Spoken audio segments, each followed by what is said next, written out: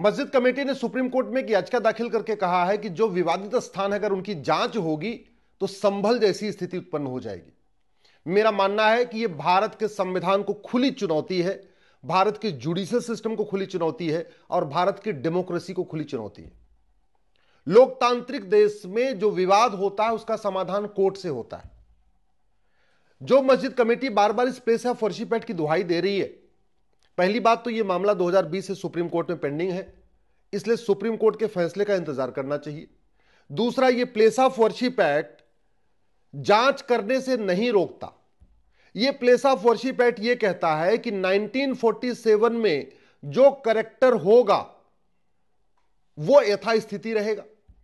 तो चाहे वो ज्ञानवापी हो, चाहे वो मथुरा हो, चाहे भोजशाला हो, चाहे अटाला हो, चाहे भद्रकाली हो या संभल हो, उसका करेक्टर क्या है, क्या करेक्टर था पहले, ये तो जांच करने से पता चलेगा। भाई मैं काली कोट पहन लेता हूं तो मैं वकील दिखाई पड़ता हूं, अगर मैं सफेद कोट पहन लूं तो मैं डॉक्टर जैसा दिखूंगा, मैं खाकी वर्दी डाल लूं तो मैं पुलिस जैसा दिखूंगा। तो ये तो हमारा रूप हो गया, ये हमारी आइडेंटिटी हो गई, ये मेरा बाहर का रूप है। लेकिन एक्चुअल में मैं क्या हूं ये तो जांच करने से पता चलेगा। मैं तिलक लगा लूं हिंदू दिखूंगा, मैं अगर साफा पहन लूं सरदार दिखूंगा, सिख दिखूंगा, मैं अगर गोल टोपी पहन लूं तो मैं मुस्लिम दिखूंगा, मैं क्रॉस पहन लूं तो मैं क्रिश्चियन दिखूंगा। लेकिन एक्चुअल में मैं क्या हूं ये तो जांच करने से पता चलेगा।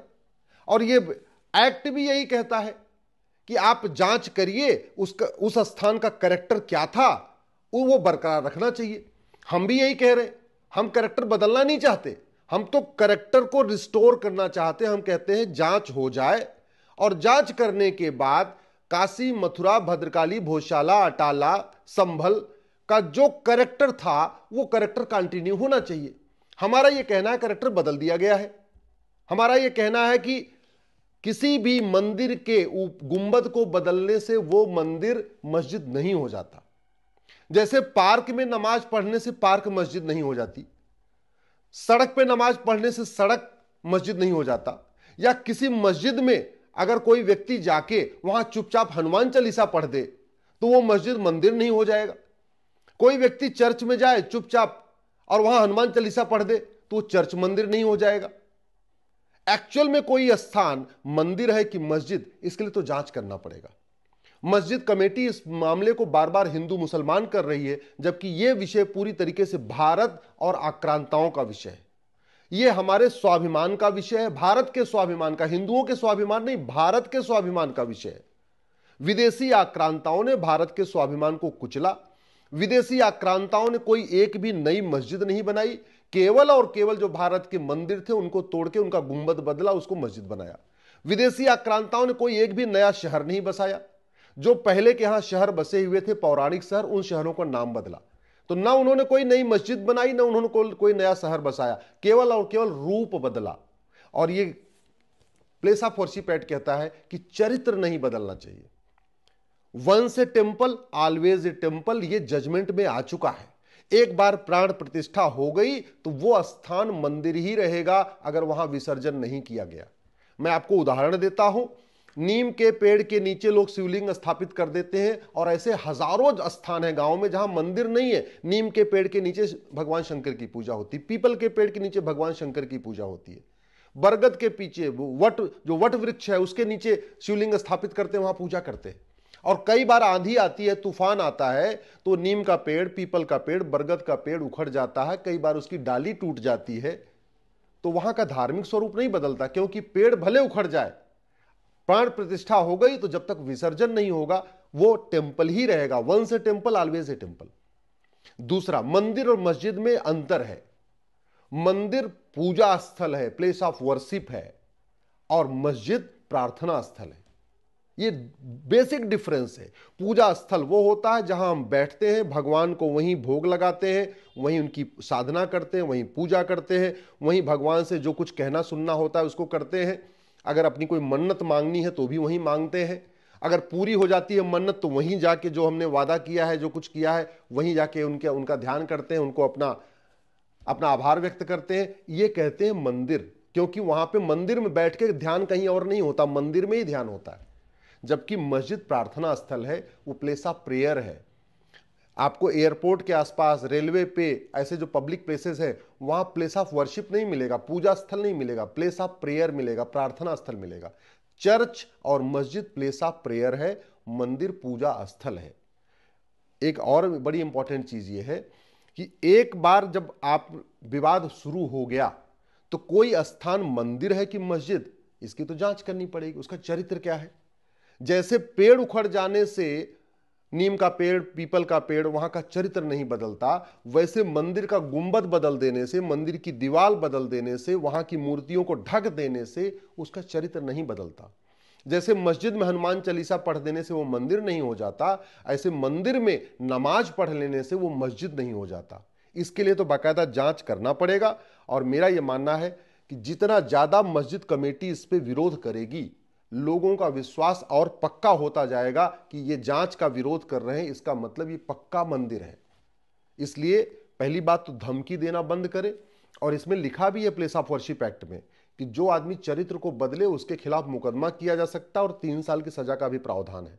तो मैं तो ये कह रहा हूं, जितने भी भारत में ऐसे स्थान हैं उनकी जांच हो, और जांच करने के बाद जब तक इस विवाद का फैसला नहीं होता है तब तक वहां जो लोग अवैध रूप से कैरेक्टर चेंज करने की कोशिश कर रहे हैं उनके खिलाफ मुकदमा भी होना चाहिए, या कम से कम जब तक मुकदमा चल रहा है तब तक वहां दोनों पक्षों को अपनी अपनी पूजा प्रार्थना करने का अधिकार भी मिलना चाहिए। ऐसा नहीं होना चाहिए कि नमाज तो हो लेकिन पूजा ना हो तो दोनों को हो और नहीं तो ना हो। एक विषय और बड़ा इंपॉर्टेंट है कि ये जो एएसआई के सर्वे में जो स्थान एएसआई के अंडर में आ जाते हैं, जो पुरातात्विक विभाग के अंडर में आ जाते हैं, वहां प्लेस ऑफ वर्शिप एक्ट लागू नहीं होगा। और भारत का संविधान का आर्टिकल 49 कहता है कि यह सरकार की ड्यूटी है कि जो हमारी ऐतिहासिक धरोहरें हैं, जो हमारी धार्मिक धरोहरें हैं, जो हमारे पौराणिक धरोहरें हैं, उनको रिस्टोर करे, उनको मेंटेन करे, उनको मैनेज करने।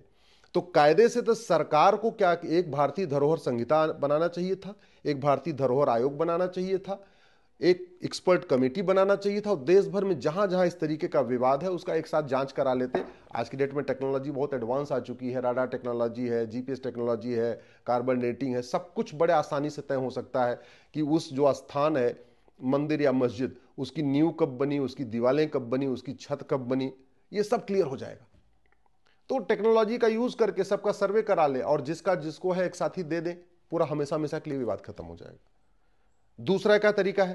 तरीका यह है कि मुकदमा शांति से कोर्ट में चलने दें, जांच होने दें, और फिर कोर्ट के जरिए लोग अपना अपनी लड़ाई लड़ते रहेंगे। लेकिन मैं बार बार कह रहा हूं, यह मामला पूरी तरीके से भारत के स्वाभिमान का है, यह हिंदू मुसलमान का विषय नहीं है। आक्रांताओं ने भारत के स्वाभिमान को कुचला है। अब भारत स्वतंत्र हो गया है तो इसलिए गुलामी के निशान मिटने चाहिए। जो गुलामी वशी दरिंदों ने यहां काम किया, उनके लिए भारत के लोगों को लड़ना नहीं चाहिए। और वैसे भी चाहे वो काशी, मथुरा, भद्रकाली, भोजशाला, अटाला हो, अगर आप हिंदू कानून से देखिए, जो हिंदू लॉ है, हिंदू लॉ क्या कहता है? Once a temple always a temple. एक बार प्राण प्रतिष्ठा हो गई तो विसर्जन नहीं होगा, तो वो मंदिर ही रहेगा, भले उसकी दीवार तोड़ दिया जाए, उसकी मूर्तियां खंडित कर दी जाए, या वहां पे नमाज पढ़ना शुरू कर दे। इस्लामिक लॉ क्या कहता है? इस्लामिक लॉ क्या कहता है कि मस्जिद वहां बनेगी जो जमीन पूरी समतल होगी, जमीन खरीदी गई हो या जमीन किसी ने दान किया हो, विलफुली अपनी इच्छा से दान किया हो। तो ये जितने स्थान है, न तो भारत के लोगों ने अपनी इच्छा से दान किया था, न वो जमीनें समतल थी, वहां तो ऑलरेडी एक मंदिर था। तो मंदिर के तोड़ के मंदिर के ऊपर जो मस्जिद बनाना, इसको मस्जिद जर्रार कहते हैं। मस्जिद जर्रार में नमाज पढ़ना अपने आप में ये नापाक है। मस्जिद जर्रार में जाना, वहां नमाज पढ़ना, ये कबूल नहीं है, ये अन इस्लामिक भी है। तो अगर आप इस्लामिक लॉ के हिसाब से देखें तो भी पहले जांच होनी चाहिए। जांच होने से बाद पता चलना चाहिए कि वो मंदिर है या मस्जिद जर्रार है। हिंदू लॉ से देखें तो भी उसका स्वरूप कभी बदलता नहीं है। और अगर इस कानून के नजरिए से देखें तो कानून आइडेंटिटी की बात नहीं करता, ये कैरेक्टर की बात करता है। आइडेंटिटी देख के बताई जा सकती है, लेकिन कैरेक्टर के लिए जांच करना पड़ेगा। मैं कपड़ा अलग अलग पहनूं तो मैं अलग अलग वेश में दिख सकता हूं, लेकिन मेरा कैरेक्टर क्या है ये तो जांच करना पड़ेगा। वैसे ही चाहे काशी, मथुरा, भद्रकाली, भोजशाला, अटाला, संभल मंदिर है या मस्जिद है, ये देख के नहीं पता चलेगा। देखने में तो गुंबद हो सकता है, देखने में तो वो वहां पे त्रिशूल भी हो सकता है, उससे नहीं, करेक्टर क्या था, वास्तव में पहली बार वो क्या बना था, इसके लिए तो बाकायदा जांच करना पड़ेगा। इसलिए मैं रिक्वेस्ट करता हूं शासन प्रशासन से कि जो लोग ऐसी धमकी दे रहे हैं कि वहां पे अराजकता फैल जाएगी, उनके खिलाफ कार्रवाई करें। ऐसे लोगों के खिलाफ एनएसए लगाएं, नेशनल सिक्योरिटी एक्ट लगाएं। ये देश का भाईचारा खत्म कर रहे हैं, ऐसे लोगों के खिलाफ यूएपीए लगाएं। ये अपने आप में एक तरीके से लोगों को भड़काने का काम कर रहे हैं, ये वेजिंग वॉर का काम कर रहे हैं। इनके खिलाफ वेजिंग वॉर की धारा लगाएं। इनकी फंडिंग की जांच करें, कहीं ना कहीं इनको फंडिंग आ रही होगी इस तरीके के बयान देने के लिए, इनकी फंडिंग की भी जांच करनी होनी चाहिए। और ऐसी कठोर कार्रवाई करनी चाहिए कि आगे से जितने भी विवाद कोर्ट में चल रहे हैं उसके दौरान कोई इस तरीके का बयान न दे कि अगर जांच होगी, सर्वे होगा तो अराजकता फैलेगी। ये इसके खिलाफ कठोर कार्रवाई की जरूरत है।